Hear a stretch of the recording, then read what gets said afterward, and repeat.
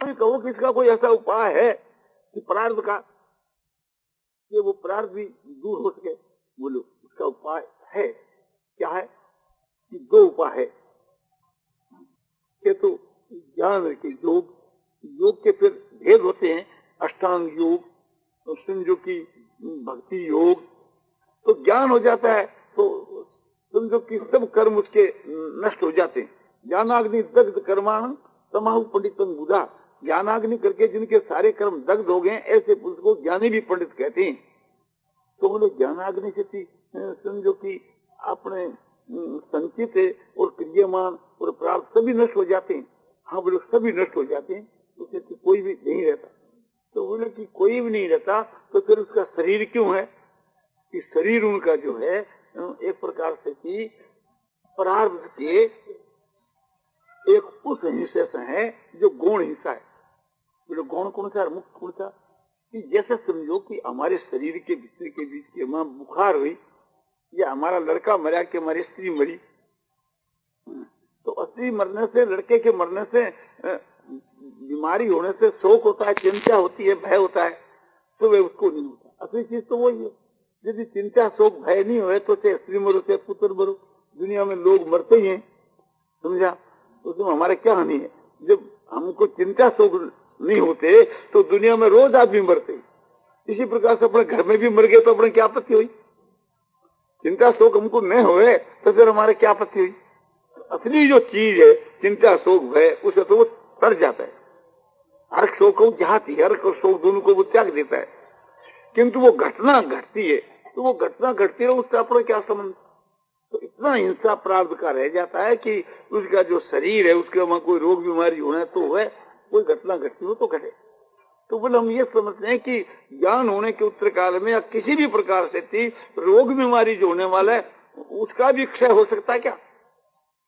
वो भी कोई प्रकार से घट सके? बोलो घट सके योग के बल से। योग के बल से कैसे? कि हम योगी हुए तो उस समय में समझो कि मृत्यु आओ तो समाधि लगा कर बैठ जाओ, मृत्यु अपने चले जाओ। तो योग का बल बलवान ऐसा है कि वो एक प्रकार से थी प्रारब्ध के में भी तक पहुंचा देता है। और बोले कि भगवान की जो भक्ति है, भगवान समझो कि सब कुछ कर सकते हैं। भगवान तो असंभव को भी संभव कर दे, उसके आगे कौन सी बात? तो भगवान की कृपा से सब कुछ हो सकता है। वहाँ ये नहीं कि ये होता ये नहीं होता वहाँ। तो इस प्रकार से थी तो हम भगवान की भक्ति करके रोग नाश के लिए क्यों उनसे प्रार्थना करें?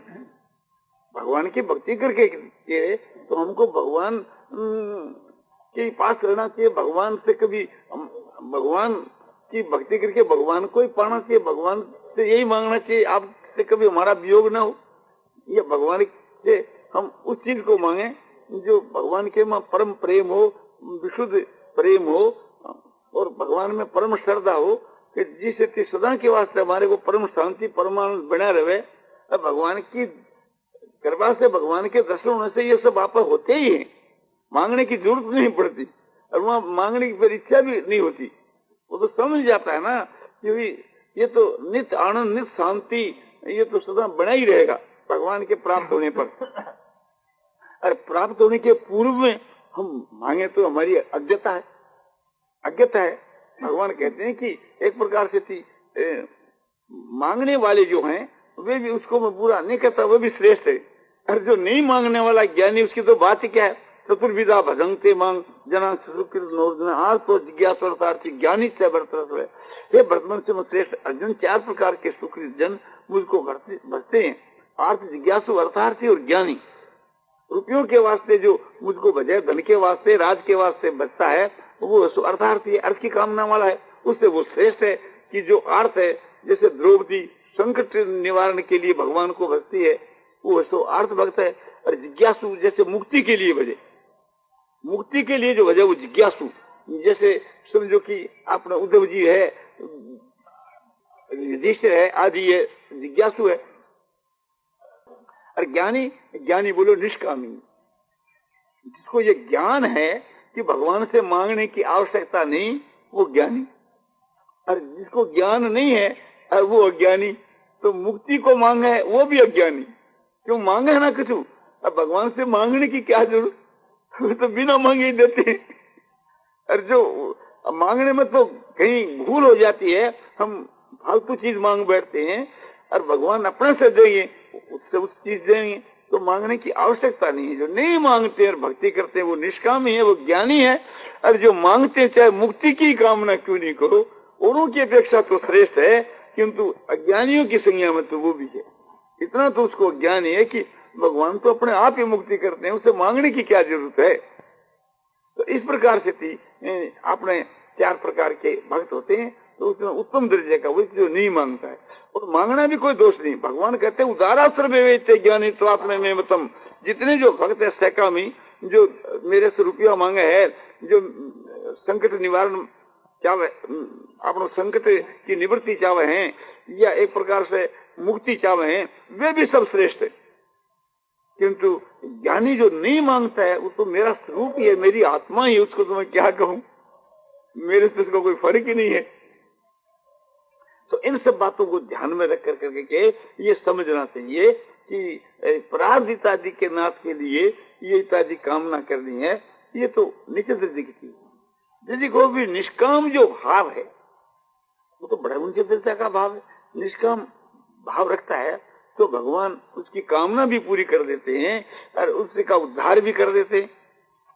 हम कहते हैं कि ठीक है, एक प्रकार से कामना भी पूरी कर देवे और उद्धार भी कर देवे निष्काम भाव से भक्ति करने से, तो ये भी एक कामना ही है कि भगवान दोनों ही कर देते हैं, ये भी एक कामना ही है।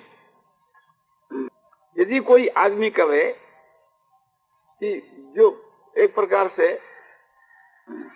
भगवान को खुश कर करके और संसार के भोगों को एक प्रकार से नहीं मांगने से भी संसार के भोग देते, मैं कहता हूं कि नहीं मांगने से जो देते हैं वो उत्कोटि के पुरुष को देते ही नहीं। देते देवे किसको? प्रहलाद को कहा कि तुम किसी वरदान मांगो। प्रहलाद ने कहा कि महाराज क्या कहते हो, मैं कोई बढ़िया थोड़ा ही हूँ। एक प्रकार से बढ़िया जो होता है ना, रुपया तो देता है, सौदा देता है, तो फिर मैं आपकी भक्ति करूं, आप मुझको बदले में देवें, तो ये तो एक समझो कि सौदागरी हुई। ऐसी बात नहीं, मैं तो प्रभु कुछ भी नहीं मांगता। फिर बार बार कहा कुछ तो मांगो, कुछ तो मांगो, तो क्या मांगा कि मैं आपसे यही मांगता हूं कि मांगने की मेरी इच्छा उसको विनाश कर दो। तो कितना ऊंचे दर्जे का निष्काम भाव है, इसका नाम निष्काम भाव। तो अपना निष्काम भाव ही रखना, ये सबसे बढ़ करके है। सकाम भाव कभी ये तो नहीं करना चाहिए। तो बोले कि ठीक है कि एक नहीं भी करे तो उसको दोनों ही मिले। मैं कहता हूँ ख्याल करने की बात है कि उसका किसी अंश में भी उसकी कोई बराबरी नहीं, कुछ भी वो चीज नहीं।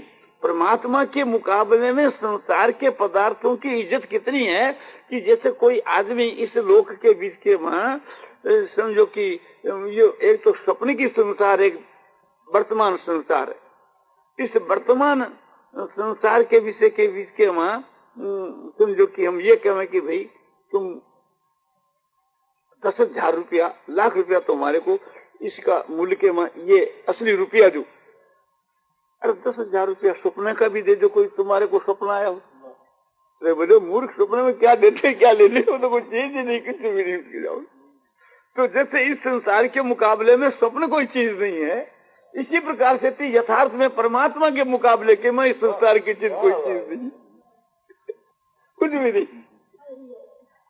तो निष्काम जो चीज है वो बहुत ऊंचे दर्जे की चीज है, उसके साथ में सहकाम का मेल करना है। ये तो निष्काम में कलंक लगाना। अपने पास से आप ख्याल करके देखो कि कोई भाई आता है, सत्संग में बहुत से भाई आते हैं, तो भाई क्यों आए? बोलो कि इस भगवान के तत्व जानने के वास्ते। कोई कहता है कि भक्ति का तत्व जानने के लिए, कोई कहता है कि ज्ञान का तत्व जानने के लिए, कोई कहता है योग का तत्व जानने के लिए, कोई कहता है कर्म योग के लिए। और ठीक है, सबका आदर करते। मुझे अभी तुम क्यों आते हो? बोले कि मैं तो यहाँ ये सुना था कि यहाँ कोई कपड़ा बढ़ता है, तो मैं कपड़े के वास्ते आया। ठीक है, अपने कपड़ा बांधता होता है तो कहते हैं भाई इसको कपड़ा भी दे दो। किंतु एक प्रकार से थी जमादार को कहते हैं कि ऐसे कोई मंगता भिखारी आओ तो उसको भिक्खा नहीं आने देना, सत्संग क्या हो उसके लिए तो आओ। किंतु मंगता भिखारी के बाद से हमारे यहाँ कुत्ता हो तुमको बता दो, मंगता भिखारी को थोड़ा ख्याल रखो। तो वो भी सत्संग में बैठा, वो भी बैठा, पर उसका कितना आदर होता हूँ। क्यों कि वो एक प्रकार से एक कपड़े के वास्ते जिज्ञासु होकर गया है, कामना नहीं लेकर के। तो निष्काम जो चीज है वो ऊंचे दर्जे की। आपका हमारा निष्काम प्रेम है भगवान को लेकर के, तो वो प्रेम आपका हमारे साथ नहीं, भगवान के साथ में। और आपका हमारा प्रेम कोई रुपया नहीं लेकर के है, तो आपका हमारा प्रेम भगवान से नहीं है, वो रुपया से ही है। आप हमारे पास रुपयों के लिए आए तो आप रुपयों के दास है, भगवान के नहीं। और भगवान के लिए आए तो भगवान के दास है। इसीलिए कोई यहाँ समझो कपड़े के लिए, कोई अन्न के लिए आया तो अन्न और कपड़े का ही दास है, भगवान का दास नहीं। और भगवान के लिए आया तो भगवान का दास। कोई आदमी मुझसे अपने निष्काम भाव से प्रेम करता है तो भगवान से उसका प्रेम है। क्यों करता है? कि भगवान के लिए, तो भगवान से ही प्रेम है। जिस लिए करता है उसी के उसका प्रेम, उसी का उदास। तो इसलिए हम लोगों को संसार का दास नहीं होना चाहिए, इस नाशवान पदार्थों का दास नहीं होना चाहिए। संसार के जो पदार्थ है, भोग है, आराम है, ऐश है, स्त्री है, पुत्र है, धन है, रुपया है, मान बढ़ाई प्रतिष्ठा, ये नहीं, स्वर्ग के लिए भी नहीं। ये मनुष्य का शरीर हमारे को जो मिला भोगों के लिए नहीं, स्वर्ग के लिए नहीं। तुलसीदास जी कहते हैं यही तनु कर फल विषयन भाई, स्वर्ग स्वल्प अंत दुख दाई। भाई ये मनुष्य का जो शरीर है तो भोग भोगने के लिए नहीं, क्योंकि हार निद्रा भय मैथुनानि सामान्य चेतानी नरणान पशुना। हार निद्रा भय मैथुन ये तो मनुष्य में पशुओं में सामान्य, इसके लिए तो पशु ही एक प्रकार से तुम्हारे सामने। पशु भी ऐसे भोजन भी करते हैं, मैथुन भी करते हैं, सोते भी हैं, और तुम भी खाते हो, एक सोते हो और मैथुन करते हो, तो तुम्हारे मेरे पशु में क्या फर्क है? ये तो पशु धर्मी हुआ। तो स्वर्ग के लिए बोले नहीं, वो भी अलग ही अंत के मां दुख देने वाला है। जब स्वर्ग से गिराया जाता है तो इतना दुख होता है जैसे मरने के वक्त हम लोगों को यहाँ दुख होता है, ऐसा ही दुख स्वर्ग से गिरने वक्त होता है। तो किसके लिए? बोले आत्मा के कल्याण। जो मनुष्य का शरीर पाकर के भोगों में मन लगावे तो बोले मूर्ख है। नरतनु पाए विषय मन देखी, पलटी सुधाते 60 विष लेखी। नरतनु पाए, मनुष्य का शरीर पाकर के और जो भोगों के मन लगाता है वो मूर्ख है। अमृत के बदले में विष पलट रहा है। उसके पास के मां जो अमृत है उसको तो देता है, विष को लेता है। अमृत क्या है? कि परमात्मा की प्राप्ति के जितने साधन है वो सब अमृत है। परमात्मा अमृत है, अमृत की प्राप्ति के साधन भी अमृत है, ज्ञान के साधन भी ज्ञान है। तो परमात्मा की प्राप्ति है तो वो अमृत है, उसके साधन भी अमृत। तो उसको तो ठुकराता है और विषयों को भोगता है। इस वास्ते विषय तो विष से भी खराब परम विषय तो एकदम अपना जन्म जन्मांतर के लिए बांट डालते हैं। तो इससे एकदम दूर रहना चाहिए। इसके लिए ये मनुष्य का शरीर नहीं मिला है, आत्मा के कल्याण के लिए मिला है। तो हम लोगों को अपने आत्मा के कल्याण के लिए विशेष चेष्टा करनी चाहिए। और प्रत्यक्ष बात है, सच्ची किसी को पूछ लो, जो उत्कोटि के अच्छे जो पुरुष होते हैं वे तो यही बात कहेंगे, और जो स्वार्थी होंगे वो एक प्रकार से अपने स्वार्थ की बात कहेंगे, अपने स्वार्थ की बात कहेंगे। स्वामी जी महाराज भी जब तक इस बातों को जब नहीं जानते थे उस समय के बीच के मां इनके संप्रदाय के मां भी चेला चेली बनाए जाते, समझे आपने। और स्वामी जी और संप्रदाय में, क्योंकि स्वामी जी इस बात को समझ गए, ये नाम भी नहीं, बाप रे बाप, हम तो नाम भी नहीं। हाँ हाँ, यह कुण कब है कि जिका चेला लुगाया ने चेली बना बने, जिका कब है भेनी कब है, शास्त्र नहीं कब है, शास्त्र यूं नहीं कब है कि स्त्री के वास्ते तो अपने पति परम गुरु है, बने अपने समझो कि दूसरा गुरु बनाना तो व्यभिचार के समान उसके लिए है, करने कुछ ऐसा मंत्र यो सुनना हुआ है कि जैसे समझो कि आप जो पति जी का मंत्र को जप करे वो मंत्र आपको जपे, अब वो ध्यान करे, वो ध्यान करे, और वो नहीं करे, और यदि अपने पति को ही वो ध्यान करे, पति को ही नाम को जप करे, और पति को ही ध्यान करे, और पति की पूजा करे, तो जिस तरह से भगवान की भक्ति करने वाला भगवान का भक्त तर जावे, जो वह पति पति के सही तर जावे। पति के वास्ते पति सब कुछ है, पति देवता, पति गुरु, पति तीर्थ है, उसको कोई भी आवश्यकता नहीं है। ये तो जो आदमी चेली बनाने वाला जो एक रकम से लोग है, उनका ये आपने कथन है कि भी आपने समझो कि उसको गुरु बनाओ, एक प्रकार से गुरु बिना अलग बनाओ, पर शास्त्र इस बात को नहीं कहता है कि उसको बनाने की कोई जरूरत है। वो तो मैं तो संग्रह ध्यान आदमी में खड़े होकर के व्याख्यान दे जब जाऊँ, एक यहाँ ही नहीं, एक उससे समझो ऋषिकेश में हमारा बराबर व्याख्यान हुए, कलकत्ता में, बम्बई के बीच के, वहाँ कोई भी आकर के एक प्रकार से मैंने समझाओ कि भाई पहला कोई भी इतने सतयुग के बीच में, हाँ कलयुग के बीच के वहाँ ये प्रथा चली है, प्रथा है या एक प्रकार से थी, अलग अलग संप्रदाय है, संप्रदाय वाले सब करते हैं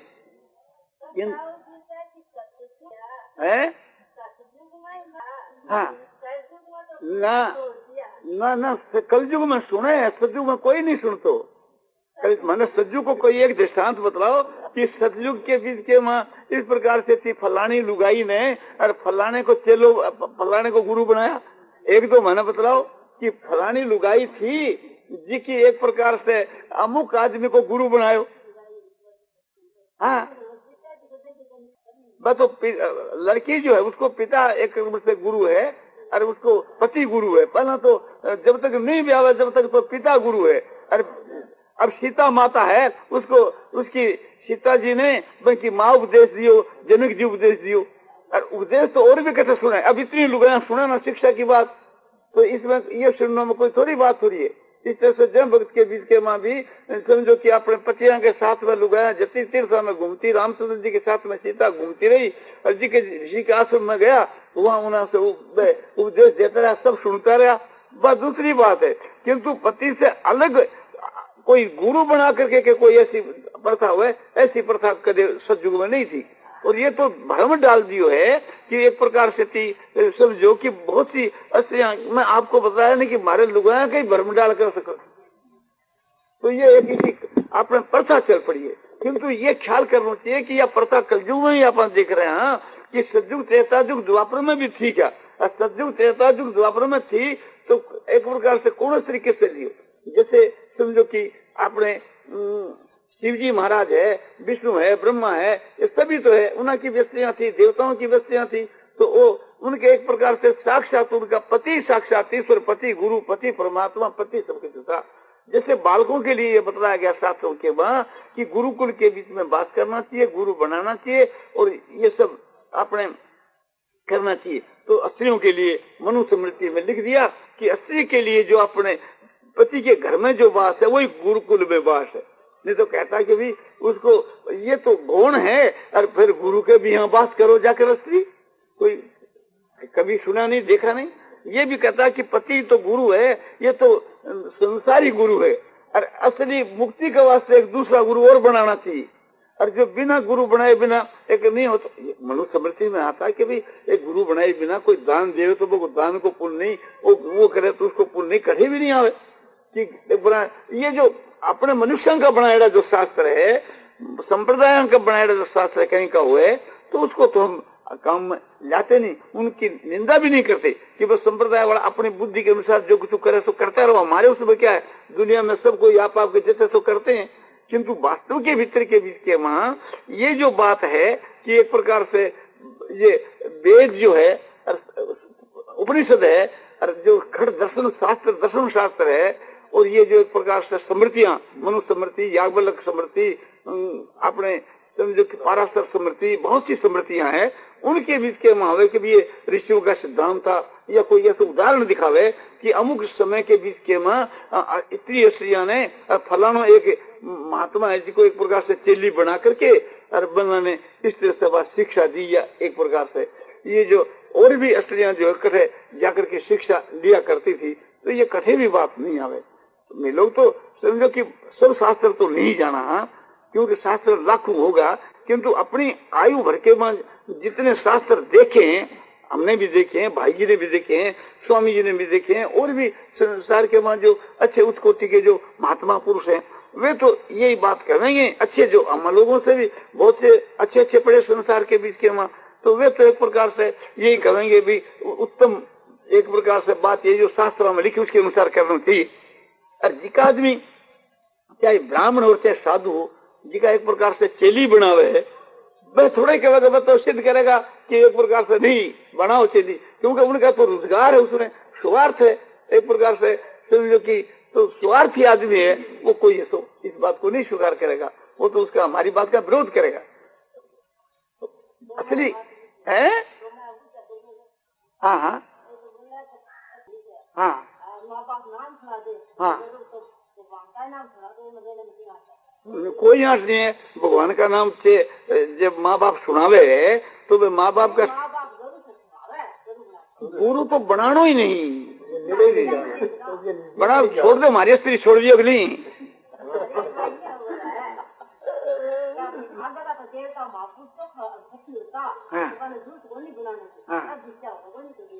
अब कोड़ी विपत्ति हुए अरे बेचारी पत्ती हुए जिका से भी मुक्ति हो जावे।